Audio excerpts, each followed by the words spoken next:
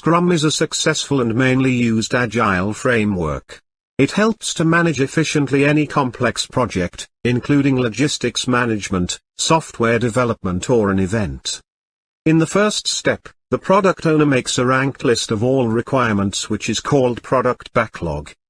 In the next step, product owner in cooperation with the Scrum Masters start with sprint planning by making a sprint backlog that contains a certain number of tasks from product backlog that can be done in 1 to 4 weeks. Team members have to complete the given tasks with the help of the Scrum Master in a given time-limited cycle which is called sprint.